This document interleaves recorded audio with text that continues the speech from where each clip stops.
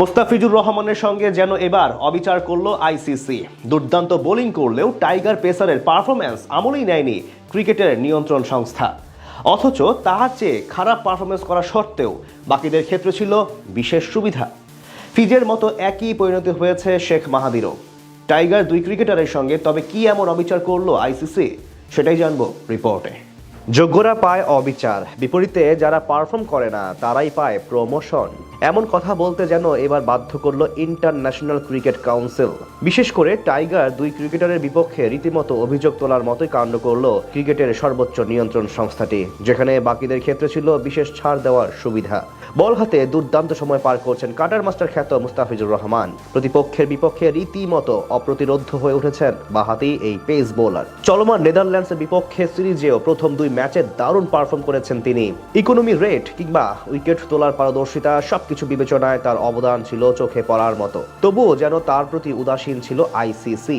অন্যদিকে অনেক ক্রিকেটার আহামরি পারফর্ম না করেও প্রমোশন পেয়েছেন বড় ধরনের। আইসিসি থেকে প্রতি বুধবার সব ক্রিকেটারদের র্যাঙ্কিং এর সর্বশেষ আপডেট দেওয়া হয়, যেখানে 7 দিনের পারফরমেন্স পর্যালোচনা করে ক্রিকেটারদের মাঝে রেটিং পয়েন্ট ভাগ করা হয়। এর মাঝে যারা ইতিবাচক পারফর্ম করতে পারেন তাদের প্রমোশন দেওয়া হয়, আবার যারা খারাপ খেলেন বা ম্যাচে অংশগ্রহণ করেন না তাদের র্যাঙ্কিং নিচের দিকে নেমে যায়। যদিও এই প্রক্রিয়ায় আরো বেশ কিছু জটিল বিষয় বিবেচনায় আনা হয়। প্রতিবারের মতো গত সপ্তাহের পারফরমেন্স পর্যালোচনা করে বুধবার ঘোষণা করা হয় আইসিসির সবশেষ র্যাঙ্কিং। সেখানে টি-20 বোলারদের তালিকায় দেখা যায় 11 ধাপ এগিয়ে 22 নম্বরে এসেছেন পাকিস্তানের সুফিয়ান মুকিম। একই অবস্থা শাহিন শাহ আফ্রিদি ও আফগানদের মুজিবুর রহমানের। গেল সপ্তাহে পারফরমেন্স বিবেচনায় তাদের উন্নতি হয়েছে, তবে সেখানে সেরা 19 জনের অবস্থা ছিল অপরিবর্তিত, যেটা নিয়েই মূলত প্রশ্ন উঠেছে। গত সপ্তাহে 2টি ম্যাচ খেলেছেন মুস্তাফিজ, সেখানে উভয় ম্যাচে নেদারল্যান্ডসের বিপক্ষে দারুণ পারফর্ম করেছেন তিনি। 5-এর নিচে ইকোনমি রেট রেখে শিকার করেছেন 3টি উইকেট এবং দলকে জেতাতেও সামনে থেকে ভূমিকা রেখেছিলেন। কিন্তু গত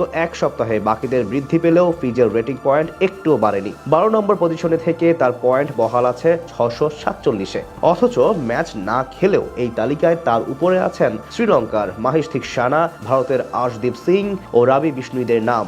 ফিজের মতো একই পরিণতি দেখা গেছে শেখ মাহাদি ও তাসকিন আহমেদের ক্ষেত্রে। ডাচদের বিপক্ষে প্রথম দুই ম্যাচে তাদের পারফরমেন্সও ছিল বেশ ইতিবাচক, কিন্তু এই দুজনের অবস্থানও রয়েছে পুরোপুরি অপরিবর্তিত, যা নিয়ে প্রশ্ন জন্ম নিয়েছে বাংলাদেশের ক্রিকেট প্রেমীদের মনে। অনেক ক্ষেত্রে দেখা যায় বড় বড় দেশগুলোর ক্রিকেটাররা কোনো ম্যাচ না খেলে বা 1 থেকে 2টি ভালো ইনিংস খেলে র্যাঙ্কিংয়ে একদম উপরের দিকে চলে যায়। অথচ বাংলাদেশের ক্রিকেটাররা ধারাবাহিকভাবে পারফরমেন্স করলেও নিজেদের অবস্থার পরিবর্তন আনতে পারেন না। বিশেষ করে এত ভালো বল করেও মুস্তাফিজের রেটিং পয়েন্ট বৃদ্ধি না পাওয়ার বিষয়টি অবাক করেছে সবাইকে।